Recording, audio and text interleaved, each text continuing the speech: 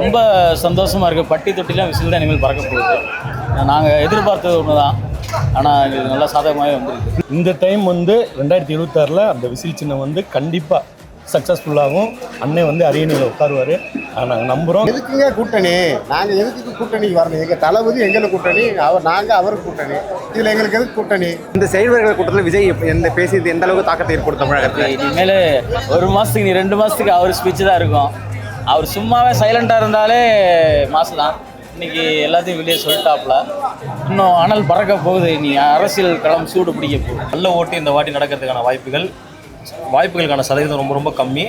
So டிவிக்கே வெற்றி பெறதுக்கான chances இல்லை, 100% வெற்றி பெறும். எங்கள் அண்ணனுக்கு என்ன சொல்லணும்? வயிறார் சாப்பிட போட்டிருக்காரு. வர்ற எல்லாத்துக்குமே எம்ஜிஆர் அன்னைக்கு சொன்ன மாதிரி யார் உங்களுக்கு உணவு கொடுக்குறாங்களோ அவங்கள பார்த்து ஓட்டு போடுங்கன்னு இருக்காங்க. அண்ணன் கொடுக்குறாரு, எல்லாத்துக்கும் கொடுப்பாரு.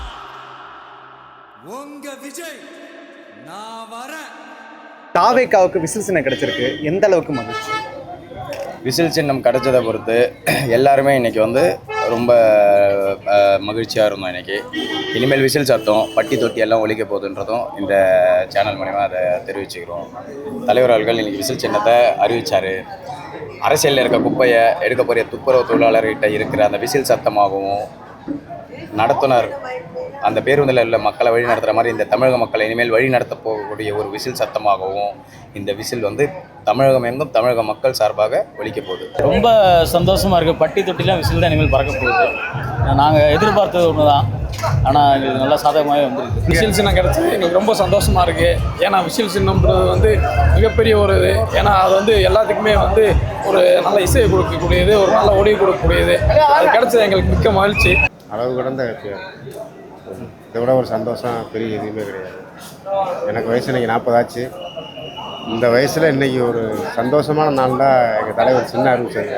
அது மிகப்பெரிய ஹாப்பியாக இருக்குது. விசில் சின்னம் வந்து அண்ணன் வந்து விருப்பப்பட்டது.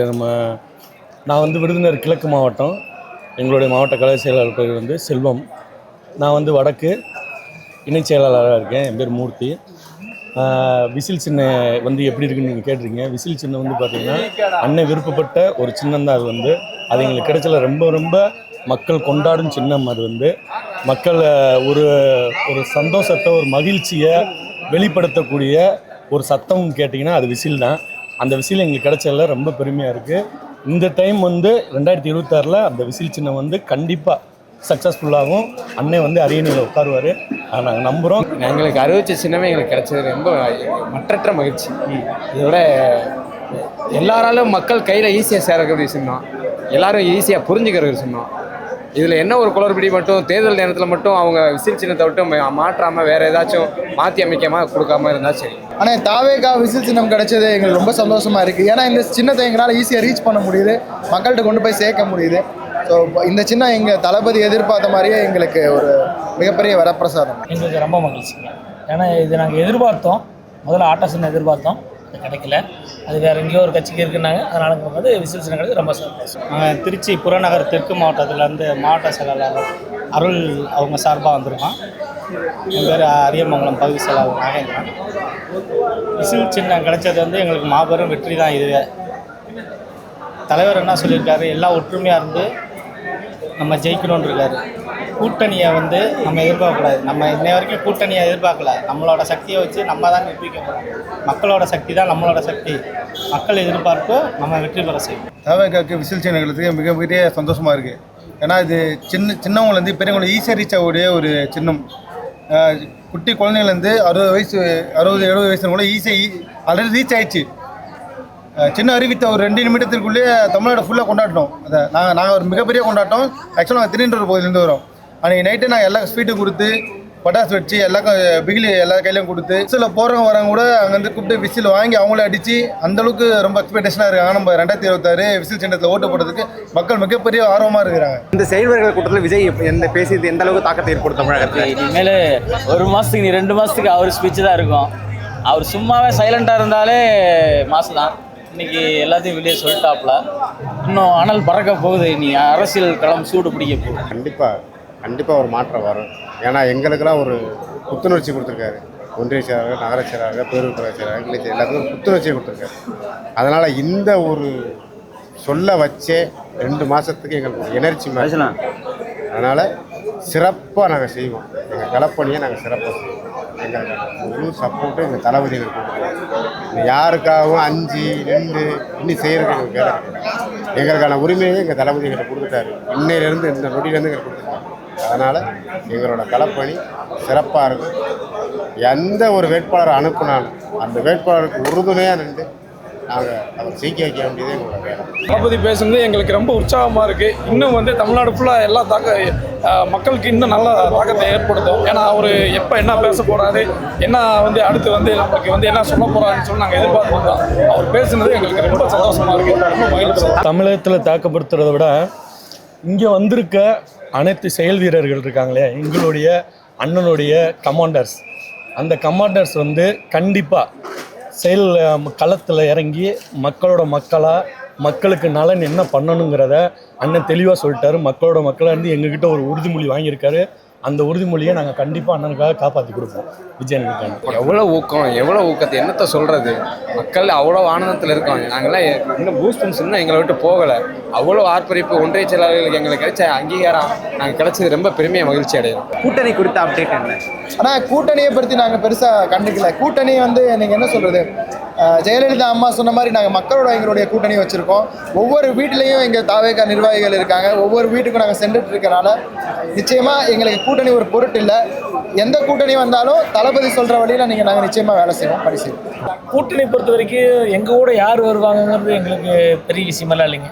எங்கள் தலைவர் வந்து இவங்க எங்கள் கூட வருவாங்கன்னு சொன்னால் அது எங்களுக்கு போதும்.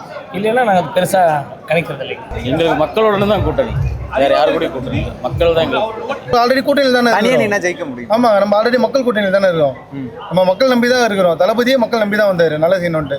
நம்ம ஆல்ரெடி மக்கள் கூட்டணியில் தான் இருக்கிறோம். மக்கள் நம்பி இருக்கிறோம். மக்கள் நம்ம கைவிட மாட்டாங்க. எந்த காரணத்தை கொண்டு கைவிட மாட்டாங்க. நாங்களும் கைவிட மாட்டோம். இல்லை, கூட்டணி கொடுத்து எந்த அப்டேட்டும் இல்லை. நாங்கள் தனியாக இருந்தாலும் ஜெயிப்போம். அண்ணன் பேசுனது போன பொதுக்குழுவோட மிக சிறப்பாக பேசினார். இன்னைக்கு சின்ன மருந்து பெரிய மருந்துலேருந்து வரலாற்று தலைவர்கள்லாம் மிக சிறப்பாக பேசி ஒரு தொண்டர்கள் லாஸ்ட் டைம் வரும்போதெல்லாம் அண்ணன் டல்லாக பேசும்போது எங்களுக்கு மனசில் கஷ்டமாக இருந்துச்சு. பட் இந்த முறை பேசினப்போ எல்லா தொண்டர்களுமே வீர் கொண்டு எழுவோம், இன்னும் சிறப்பாக பயணிப்போம். இன்னும் மிகப்பெரிய அஸ்திவாரத்துலேருந்து திமுக அஸ்திவாரத்தை முடிச்சிருவோம் வச்சுக்கோங்களேன். இதோட எதுக்குங்க கூட்டணி? நாங்கள் எதுக்கு கூட்டணிக்கு வரணும்? எங்கள் தளபதி எங்களுக்கு கூட்டணி, நாங்கள் அவருக்கு கூட்டணி. இதில் எங்களுக்கு எதுக்கு கூட்டணி? ஆட்டையை போடுறதுக்கா? ஆட்டையை போட்டு கோடியாக பணத்தை குடிச்சு வச்சுருக்காங்களே, அந்த மாதிரி நாங்களும் வளர்ச்சிருக்கா? நாங்கள் அதுக்காக அரசியல் வரலாங்க. நான்லாம் 25 வருஷமாக நீங்கள் ரசிகனாக வந்துருக்கேன். நான் ஒரு ஏழ்மையிலிருந்து நான் வந்துட்டு இருக்கிறேன். நீங்கள் அரசியல்வாதிகள்லாம் எப்படி வருவாங்க நீங்கள் பார்க்குறீங்க. ஆனால் நாங்கள் எப்படி வர்றோம் பார்த்தீங்களா? எங்களோட சொந்த உழைப்பில் வர்ற காசு எடுத்து நாங்கள் வர்றோங்க தளபதியை பார்க்குறோம். அப்புறம் எதுக்குங்க கூட்டணி? நாங்கள் நிற்கிறோம்ல ஒரு கூட்டணியா, அதுவே எங்களுக்கு பெரிய பலமுங்க. அது போதும் எங்களுக்கு. கண்டிப்பாக தலைவர் செய்வோம். மிகப்பெரிய எழுச்சியாக இருக்குண்ணே. இது வந்து ஒரு வரலாற்று எழுச்சின்னு சொல்லலாம். இது வந்து ஒரு வெற்றியை தாண்டி ஒரு புதுசாக ஆரம்பித்த கட்சி ஒரு ஓட் ஷேரில் அபோவ் 50% வாங்கறதுக்கான மிகப்பெரிய வாய்ப்பு இருக்குது. அண்ணன் வெற்றி திருவிழாவில் சிறப்பாக செயல்பட்டு அதையும் தாண்டி கூட எடுப்போம். கண்டிப்பாக மெஜாரிட்டி சிங்கிள் மெஜாரிட்டியில் கண்டிப்பாக வரும். கூட்டணியே எங்களுக்கு வேண்டாங்க. கூட்டணி வேண்டாம். நாங்கள் 234 தொகுதியில் அண்ணனோட சின்னம் மட்டும் போதும். விசில் சின்னம் 234 தொகுதியிலே போதும். அதுவே எங்களுக்கு கூட்டணி எங்களுக்கு வேண்டவே வேண்டாம். தனிச்சு நின்று தனி முதல்வராக அவரைன்னு வந்தால் போதும். அது பேச்சுவார்த்தையெல்லாம் ஓடிட்டு இருக்கு. இன்னும் வந்து கன்ஃபார்மாக எங்களுக்கே வந்து இன்னும் ஒரு 1 மந்த்துக்குள்ளே தான் தெரியும். இப்போ இன்னைக்கு செயல்வீரர் கூட்டத்தில் விஜய் அவர்கள் சொல்லியிருக்காரு, தீய சக்தி திமுக, ஊழல் சக்தி அதிமுக, இது ரெண்டு வீட்டுக்கு அனுப்புவோன்னு. எப்படி பார்க்குறீங்க நீங்கள்? அதாவது நீங்கள் நல்லா பார்த்துருக்கணும், செங்கோட்டையன் சார் அவர்கள் வந்து அதிமுகவில் இருக்கும் போது தலைவராக இருந்தவர் யார்? தலைமை யார்? நிர்வாக தலைமை யார்கிட்ட இருந்தது? நீங்கள் சொல்லுங்கள். எம்ஜிஆர் ஐயா அவர்கள்கிட்ட இருந்தது. அன்றைக்கி அவரோட இருந்தார், பயணிச்சார். அவர் போனதுக்கப்புறம் யார் கையில் போச்சு? இப்போ யார் கையில் இருக்குது? ஸோ இப்போ இருக்கிற தலைவர்கிட்ட நியாயம் கிடையாது, ஊழல் இருக்கு, அநியாயம் இருக்கு. அதனால அவருக்கு அவரோட தொடர்பு ஊழல் இல்லையா? அவர் மேலே ஊழல் வழக்கதே இல்லை சார். ஊழல் வழக்கதாக இருந்தால் சொல்லுங்க. அவர் மேலே எந்த ஊழல் வழக்கம் இல்லை. தாவேக்கா 2026 வெற்றி பெறும்னு சொல்றது எந்த வகையில் சாத்தியம் சொல்றீங்க? இல்லை, கட்டமைப்பை உருவாக்கியிருக்காங்கன்னு நீங்கள் சொல்ல முடியாது. ரொம்ப வலுவாக கட்டமைப்பை அமைச்சிட்டாங்க, அமைச்சாச்சு. சரிங்களா? இப்போது ரொம்ப தளபதி சொன்னார் பாருங்க, கள்ள ஓட்டு வாய்ப்பே கிடையாது. ஏன்னா எங்களோட ஃப்ரண்ட் லைன் வாரியர்ஸ் இருக்காங்க பார்த்தீங்களா, அவங்கெல்லாம் பிஎல்எஸ், வட்ட செயலாளர்கள், கிளை செயலாளர்கள், இவங்க எல்லாம் ஓட்டிங் எங்கே நடக்க போதோ அங்கே இருக்க போகிறாங்க. ஸோ ஒவ்வொருத்தரையும் ட்ரெயின் பண்ணியிருக்காங்க. அதாவது இப்போ நீங்கள் அந்த இடத்துல இல்லாதவங்க இல்லை இறந்து போனவங்க அவங்க பேரை வச்சு புது ஆள்லாம் வந்து ஓட்டு போட முடியாது. கள்ள ஓட்டு இந்த வாட்டி நடக்கிறதுக்கான வாய்ப்புகளுக்கான சதவீதம் ரொம்ப ரொம்ப கம்மி. ஸோ டிவிக்கே வெற்றி பெறதுக்கான சான்சஸ் இல்லை, 100% வெற்றி பெறும். நிர்வாகிகள் எல்லாரும் ஒன்றிணைந்து நம்மளோட வேலைப்பாடுகள் இப்போ பார்த்ததோட இன்னும் ஒரு 10 மடங்கு அதிகமாக செய்யணும். 90% பண்ணியிருக்கோம்னா 100% வேலை பார்க்கணும். இப்போ தொண்டர்கள் தான் ஆணிவேர் அப்படின்னு சொல்லியிருக்காரு. அதை நாங்கள் நிரூபித்து காட்டுவோம். எங்கள் விஜய் இங்கே தலைவர் எப்பயுமே அவர் பேசும்போது பொதுவான மக்களுக்காக கருத்து சொல்வார், எல்லா நிர்வாகிகளுக்கும் சேர்ந்து கருத்து சொல்வார். இன்றைக்கி ஒவ்வொரு நிர்வாகியும் தனியாக அவரை தட்டி எழுப்பின அளவுக்கு ஒரு புத்துணர்ச்சியாக இருந்துச்சு.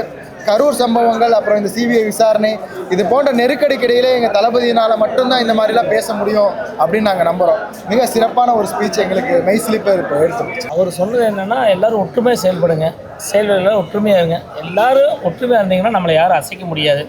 நம்மளுக்கு எதிர்வினையாக நிறையா செயல்கள் ஆட்டுறாங்க. அவங்கள எல்லாத்தையும் நம்ம பார்த்துக்கலாம், ஒன்றும் பிரச்சனை இல்லை. நான் உங்கள் ஊர் இருக்கிறேன், நீங்கள் எங்கள் ஊர் இருங்க. ஏன் அப்படி சொல்கிறீங்க? அப்படி கிடையாது. இப்போவும் அதே ஸ்டாண்டு தான். கட்சி ஆரம்பித்தப்போ என்ன ஸ்டாண்டோ அதே ஸ்டாண்டு தான் இப்போவும். கட்சி ஆரம்பித்தப்போ எங்கள் தளபதி சொன்னார், எங்களோட கூட்டணியில் வரவங்க, அதாவது எங்கள் தலைவர் தளபதி அவர்களோட தலைமையில் தான் கூட்டணி. அப்படி அந்த தலைமையை ஏற்று கூட்டணிக்கு வந்தால் இப்போவும் சொல்கிறோம், இருக்கறோம் விரித்து உங்களை அரவணைத்துக்கு ரெடியாக இருக்கோம், வாங்க, உங்களுக்கு ஆட்சியிலும் பங்கு அதிகாரத்திலையும் பங்கு. வரலன்னா எங்களுக்கு பிரச்சனையே இல்லை. ஏன்னா நாங்கள் கூட்டணியை நம்பி கட்சி ஆரம்பிக்கல, கூட்டணியை நம்பி நாங்கள் அரசியலுக்கு வரல. மக்கள், அதே மாதிரி ஊடகத்துறை நண்பர்கள், செய்தி தொடர்பாளர்கள் இவரெல்லாம் ஒரு விஷயத்தை புரிஞ்சுக்கணும். நாங்கள் முழுக்க தமிழ்நாட்டு மக்களை நம்பி மட்டும்தான் இந்த அரசியல் களத்துக்கு வந்திருக்கோம். ஸோ அதனால கூட்டணியால் எங்களுக்கு எந்த பயமும் கிடையாது. தொடர்ந்து பலர் விமர்சிக்கிறாங்க. என்ன திமுக விமர்சிக்கிற விஜய் பாஜகவை விமர்சிக்கிறது கிடையாது. தனி நபரோட, தனி மனிதனோட விருப்பம் சார் அது. நீங்கள் ஒருத்தர் இப்படி தான் இருக்கணும்னு உங்களோட கட்டமைப்புகள்லாம் கொண்டு வர முடியாது, புரியுங்களா? அவர் ஏன் ஃபர்ஸ்ட் பேசணும், அதுக்கு பதில் சொல்லுங்க. பேசலன்னு சொல்றீங்க, அதுதான் சார் அதோட விருப்பம் சார். இப்போ இங்கே ஆளுங்கட்சியாக இருக்குது திமுக சார். முதல்ல இங்கே இருக்கு, அதாவது என் வீட்டில் இருக்கிற பிரச்சனைகளை நான் சரி செய்கிறேன், என் நாட்டுக்கு வரமாட்டேன் நான் சொல்ல, வருவேன், கண்டிப்பாக வருவேன். இதை சரி செஞ்சுட்டாங்க வரன்ற, அவ்வளோதான். அது அவர் ஸ்டைல் ஆஃப் ஹேண்ட்லிங் திங்ஸ். ஒருத்தருக்கு ஒரு ஸ்டைல் இருக்குங்களே. எங்கள் தலைவர் தளபதி வந்து பேசாத அமைதியான தலைவர். இங்க பேசி நாட்டை இப்படி சீரழிச்சிட்டு இருக்க தலைவர்கள் மத்தியில ஒரு பேசாத தலைவர் வந்து அவரை நம்பிய ஒரு படக்குழு தயாரிப்பு. தளபதி அவர்கள் கேள்வி கேட்டா நடந்துருமா? இப்போ சுப்ரீம் அரசியல் தலைவராக கேள்வி கேட்டா நடக்கும். சுப்ரீம் கோர்ட்ல அரசியல் தலைவராக கேள்வி கேட்டா நடக்காது. ஒரு வழக்கறிஞர் கேள்வி கேட்கணும். நம்ம சட்டத்துறையில் இருக்க வழக்கறிஞர்கள் ஹைகோர்ட்லேயும் சரி சுப்ரீம் கோர்ட்லேயும் சரி நம்ம கேசஸை வாதாடி கொண்டு இருக்கிறாங்க. கண்டிப்பாக சட்டத்துறை மூலமா நமக்கு ஒரு நல்ல ஒரு ரிசல்ட் வரும். ஜனநாயகன் படம் கூடிய விரைவில் ரிலீஸ் ஆகும், அதை நீங்கள் பார்ப்பீங்க. எதுக்கு கேள்வி கேட்கணுமோ எங்கள் தளபதி கண்டிப்பாக மக்களின் குரலாக கேள்வி எழுப்புவார். இஸ்லாமிய சமூகத்தை சேர்ந்தவங்க இருக்காங்க, கிறிஸ்டியன் சமூகத்தை சேர்ந்திருக்கவங்க. புரிதல் வரும்போது உண்மையான மக்களுக்கான தலைவர் வராருன்னு சொல்லும் போது 100% அவங்க தமிழக வெற்றி கழகத்தில் வந்து இணைவாங்க. ஆனால் தமிழக வெற்றி கழகம் ஒருபோதும் பாஜகவோட இணையாது. ஏன்னா நாங்கள் மதத்தை ரீதியாக வச்சு அரசியல் பண்ண வந்தவங்க இல்லை, அவங்க மத சார்பற்ற அரசியல் பண்ண வந்த ஒரு கட்சி தமிழக வெற்றி கழகம் வச்சு. ஆனால் பாஜகன்ற கட்சி மதத்தை மட்டுமே வச்சு மக்கள் மத்தியில் ஒரு பிளவுவாதத்தை ஏற்பட்டக்கூடிய அதுவும் ஒரு தீய சக்தி கட்சி தான். 2 கோடி ஓட்டு சாத்தியமா? ஒரு அப்ராக்சிமேட்டாக தான் சொல்லியிருக்காரு. நீங்கள் ஒவ்வொரு இடத்துலையும் சர்வே பண்ணி பார்த்தீங்கன்னா ஒரு ரேஷன் கார்டில் 3 ஓட்டு 4 ஓட்டு இருக்குது. அதில் இன்னும் சொல்ல போனால் இப்போ ஒருத்தவங்க வந்து அந்த திமுகவில் பொறுப்பில் இருக்காங்கன்னு வச்சுக்கோங்க, அவங்களுக்குமே உள் மனசு இருக்கும் இல்லையா? வெளியில் வந்து நாங்கள் வந்து விடியல் ஆட்சி வந்து திராவிட முன்னேற்ற கழகம், அண்ணாவுடைய ஆட்சி, இதெல்லாம் சொல்லி ஏமாத்துறது. அவங்களுடைய மனசாட்சி பிரகாரம் பார்த்திங்கன்னா அவர்களே வந்து தமிழக வெற்றி கழகத்துக்கு தான் வாக்களிப்பாங்க. அதில் எந்த விதத்துலையும் வந்து மாற்றம் கிடையாது. ஒரு மாபெரும் சக்தியாக தமிழக வெற்றி கழகம் வந்து மாறிடுச்சு. 2வது மக்களுக்கான சக்தியாக இருக்குது. அவங்களுமே வந்து பார்த்திங்கன்னா அந்த மேல் மட்டத்தில் இருக்கவங்க மட்டும்தான். இப்போ அமைச்சர் நம்ம 10 ரூபா பாலாஜி இருக்காரு இல்லைங்களா, அந்த லெவலில் இருக்கவங்க அவங்களுக்கு ஆதாயத்தை தேடி தரவங்களுக்கு மட்டும் தான் அது வந்து அவங்களுக்குள்ள ஒரு அண்டர்ஸ்டாண்டிங்கில் கொண்டு போயிட்டுருக்காங்க. ஒரு அடிப்படையில் இருந்து ஒரு சின்ன சின்ன நிர்வாகிகள் இருக்கிறவங்க அவங்களுமே கஷ்டப்பட்டுட்டு தான் இருக்காங்க. ஸோ அவங்களுடைய உள் மனசாட்சி படி பார்த்திங்கன்னா ஒவ்வொரு வாக்கும் தமிழக வெற்றி கழகத்துக்கு வந்தால் மட்டும்தான் தமிழகம் வந்து இனிமேல் அது தலைநிமிரத்துக்கு சாத்தியம். சீமான்லாம் ஒரு பொருட்டே இல்லை, பார்க்க வேணாம் அப்படின்னு சொல்லி ஆதரவு சொல்லியிருக்காரு. அப்படி பார்க்குறீங்க? கண்டிப்பாக சீமான் ஒரு பொருட்டு இல்லை தான். ஏன்னா சீமானுக்கும் நாங்கள் வந்து எங்கள் தலைவர் ஏற்கனவே வந்து ஈரோடு அந்த மீட்டிங்கில் சொல்லியிருக்கிறாரு, யார் வந்து ஆட்சி அதிகாரத்துலேருந்து தப்பு செய்கிறாங்களோ அவங்கள பற்றி தான் நம்ம பேச முடியும், மற்றவங்களெல்லாம் வந்து நம்ம பேச வேண்டிய வேலைகள் கிடையாது. ஸோ அவங்களாவே ஏதாவது ஒன்று பேசிக்கிட்டு அந்த மாதிரி இது பண்ணிகிட்டு இருக்காங்க. சீமான் வந்து அரசியலை வந்து பிழைப்பாக பார்க்க வந்தவங்களுக்கும் மக்கள் பொதுமக்கள் வந்து விழுந்த மக்களை எழுந்து தலை நிமிர வைக்கிறதுக்கும் நிறைய வித்தியாசங்கள் இருக்குது. இதில் தமிழகத்தை தலை நிமிர்த்த தான் நம்மளுடைய தமிழகத்தோட வெற்றி கழக தலைவர் வந்திருக்கிறாரு. அவர் வந்து வாய் அளவில் பேச்சு அளவில் எது வேணாலும் பேசிடலாம். எங்கள் தலைவர் வந்து இன்றைக்கி தான் அரசியல் ஆரம்பிச்சிருக்காரு. ஆனால் இதுக்கு முன்னாடியிலேருந்து நாங்கள் எங்களை வந்து மன்றத்திலேருந்து மக்கள் இயக்கத்துலேருந்து கொஞ்சம் கொஞ்சமாக கொண்டு வந்து அரசியல் பக்குவப்படுத்தி அதில் இருந்து மக்களுக்கான சேவைகளை செஞ்சுட்டு எல்லாரும் இதை தான் ஏற்கனவே சொன்னார். எல்லாருடைய வீட்டுக்குள்ளவும் வந்து அவர் போயிட்டு மக்களோட மனசில் இடம் பிடிச்சதுக்கப்புறம் தான் அரசியல் ஆரம்பிக்கிறார். இவங்க அரசியல் ஆரம்பிச்சு கூட வார்த்தை அளவில் தான் பேசுகிறாங்க. இது வரைக்கும் தமிழக மக்களுக்காக எதுவுமே பெரிய அளவில் எதுவும் செஞ்சதா இல்லையா? எங்களுடைய வெற்றி தலைவர் வந்து இதெல்லாம் செஞ்சுட்டு தான் இங்கே வராரு, அரசியல் ஆரம்பிக்கிறாரு. ஊழல் செய்ய மாட்டேன்னு சொல்லியிருக்காரு. அது என்ன நினைக்கிறீங்க? கண்டிப்பாக 33 வருஷமாக சினி ஃபீல்டில் இருக்கார், உங்களுக்கே தெரியும். அதில் எவ்வளோ பட்டி தொட்டிலாம் கலக்கி எந்த அவப்பேர் இல்லாமல் இந்த அளவுக்கு டாப்பில் உச்சத்தில் வந்திருக்காரு.